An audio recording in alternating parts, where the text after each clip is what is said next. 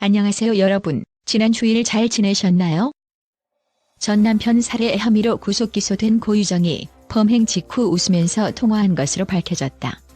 고유정의 웃음기 섞인 목소리가 법정에 흐르자 방청객에서 탄식이 터져나왔다. 4일 제주지법 형사 2부 심리로 열린 고유정의 6차 공판에서 검찰은 범행 당일 고유정이 범행을 저지른 것으로 추정되는 시간을 전후해 펜션 주인과 통화한 내용을 법정에서 공개했다. 고유정은 펜션 주인과 총 3차례 통화했다. 오후 8시 43분 첫 번째 통화에서 고유정은 펜션 주인에게 밝은 목소리로 잘 들어왔어요. 감사합니다라면서도 해봐야 해서 좀만 있다가 전화 드릴게요라며 급하게 전화를 끊었다. 두 번째 통화에선 고유정 아들이 전화를 받아 1분여 만에 통화가 끊겼다. 오후 9시 50분 세 번째 통화에서 고유정은 아들이 건네주는 전화를 받으며 아들에게 웃으며 먼저 자고 있어요.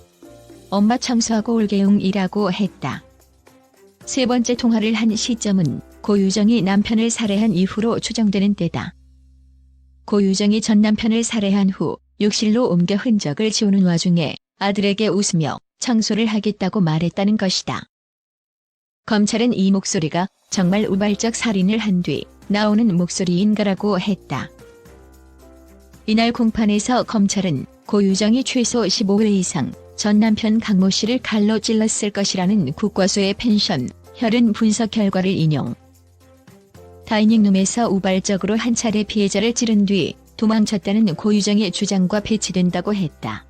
검찰은 또 고유정은 펜션에서 피해자가 아무것도 안 먹었고 카레는 자신과 아들만 먹었다고 하지만 6세 아들은 아버지를 삼촌이라고 지칭하며 카레는 삼촌과 내가 먹었고 엄마는 안 먹었어요라고 답한다며 고유정 측 주장을 반박했다.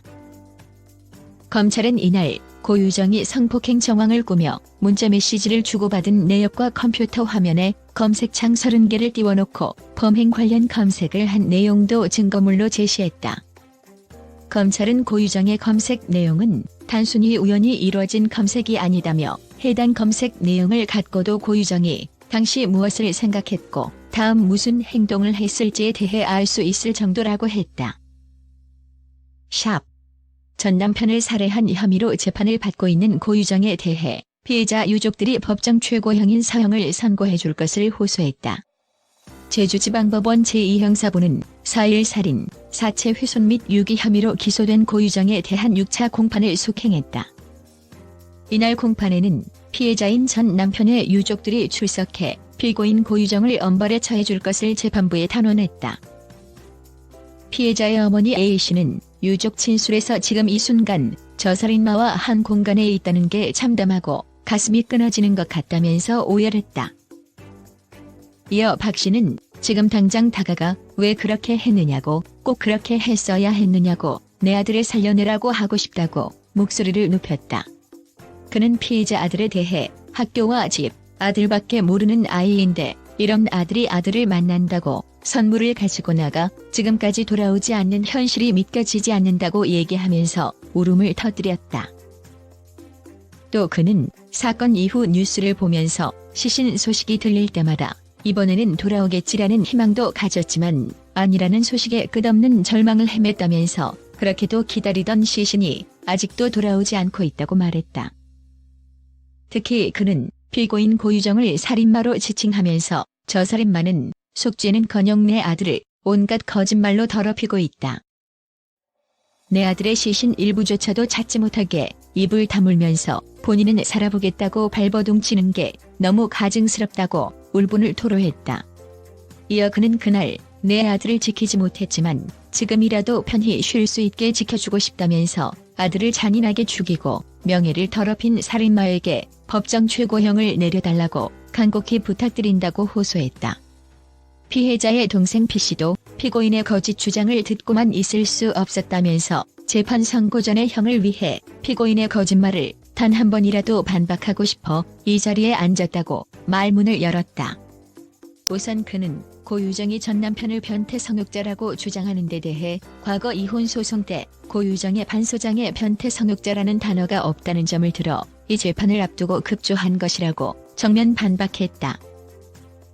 피해자와 피의자의 이혼의 주된 이유가 폭언과 폭행 때문이었으며 피해자인 형이 고유정의 재혼에 대해 충격을 받거나 집착한 적도 없다는 점을 강조하기도 했다. 특히 그는 피고인의 변호인은 이 사건의 안타까운 진실이라고 말하고 있지만 온 국민이 다 아는데 피고인과 변호인만 모른다면서 안타까운 진실은 평생 아들을 그리워한 아버지가 아들을 만나는 장소에서 사전 계획에 의해 살해당하고 시신이 훼손돼 뿌려졌다는 게 숨겨진 진실이라고 강조했다.